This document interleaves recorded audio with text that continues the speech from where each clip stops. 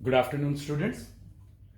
Welcome to your briefing session of today's chapter number 4, that is on page number 31. The name of the chapter is How to Operate a Computer. Okay, as I had discussed in our today's live session also, that we had already completed chapter 3, three chapters.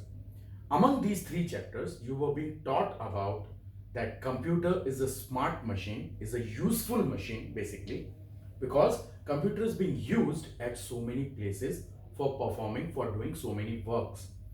Similarly, we had also discussed about the uses of computer at different places, like the use of computer at school, what are its uses, the uses of computer at home, the uses of computer at offices. All these we have covered in chapter 2. In chapter 3, we had discussed about the different parts of the computer, that is monitor, CPU, printer, keyboard, and the videos regarding these topics are already available on the YouTubes. The links are given on the group. In case if you want to revise, you can click on those links and you can have a revision of the chapter.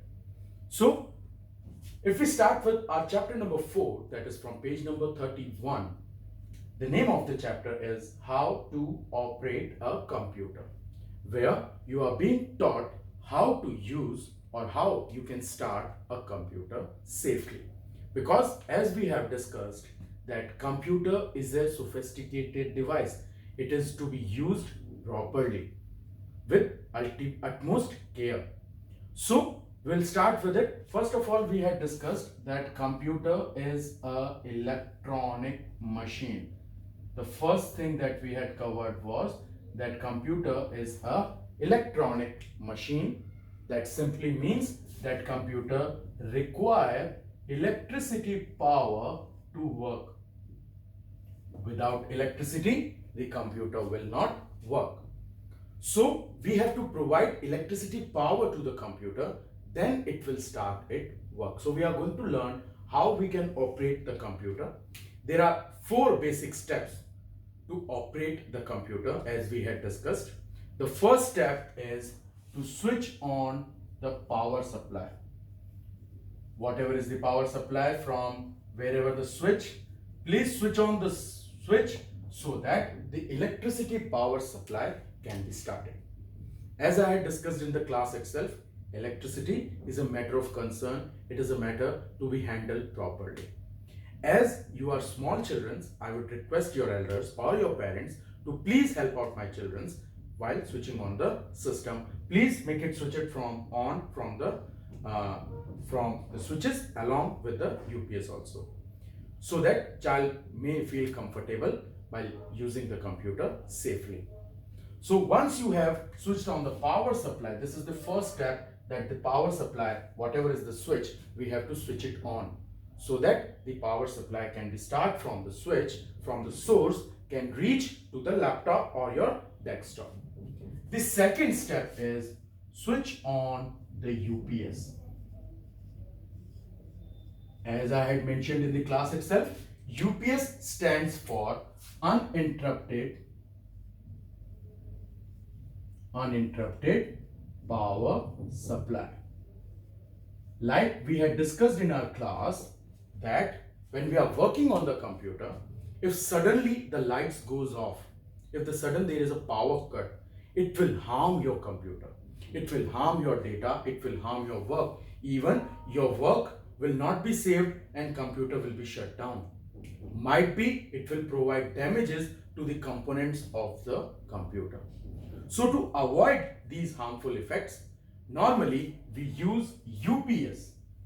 We can consider UPS as small batteries. These UPS device or these UPS are capable of providing backup power to your computer for 5 minutes. That means if suddenly light goes off, this UPS will give power to your computer for 5 minutes, which is, I think, far most capable to switch off the computer or to shut down the computer properly.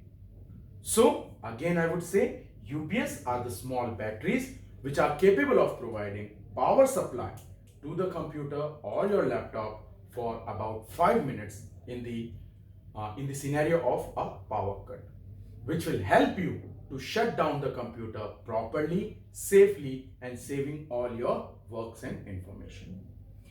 After switching on the UPS, the third step is you have to switch on, or you can say you have to start the CPU. आपको CPU, that is Central Processing Unit, you have to click on the power button of Central Processing Unit. Till now, in the first two steps, the computer is not started yet. In the first two steps, what you have done, you have provided the power supply, you have on the UPS. In the third step, that is switching or starting the CPU, this is the steps from originally where the computer gets start. The computer will start, the programs will get start, operating system will start, it will prepare itself, that is it will boot it up or it will take booting. After that, the fourth step is on the monitor, that is आपको screen को on करना है. So these are the four steps through which a computer can be started properly.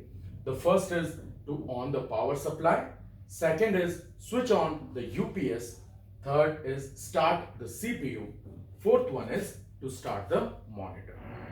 After this, the computer will start. Once you have started the monitor and CPU, the program operating system will start checking the computer, will start doing its processing work. It start checking the computer, it will make computer according to our work.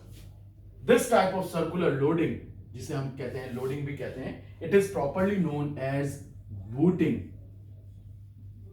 For initial 2 or 3 minutes, when your computer is preparing itself for doing the work, computer अपने आप को prepare कर रहा है, check कर रहा है, it's अपने आप को तैयार कर रहा है कि वो work कर सके, that time period of 2 or 3 minutes is known as booting.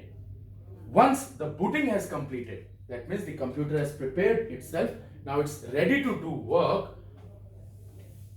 After the booting, a screen is shown in front of you asking for password. Now, as I had told you in the class itself, password, by implementing password, what we are doing, we are securing our system. हम security को बढ़ा रहे हैं. Because we don't like that somebody else use my computer or information. So what I'll do, I will make a password lock on it. If he or she is authorized to have that password, they can use the computer by providing the password. If they don't have password, they can't use my computer. That's the security purpose.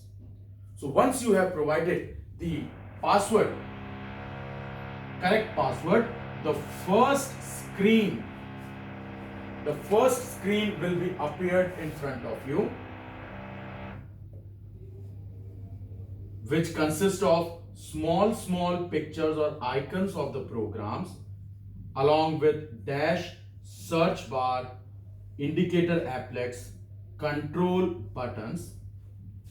The first screen which appears in front of you after providing the password or after successfully starting your computer, the first screen which comes in front of you, this first screen is known as desktop. The first screen is known as desktop. So this was the beginning of the chapter till the desktop part. I'll provide you the chapter reading session along after this video, where we will be reading the chapter and as well as I'll be practically showing the desktop, the related components of the desktop. I would request, please watch the upcoming videos and then kindly complete the exercise part which will be shared on the WhatsApp group. Thank you for today. Take care.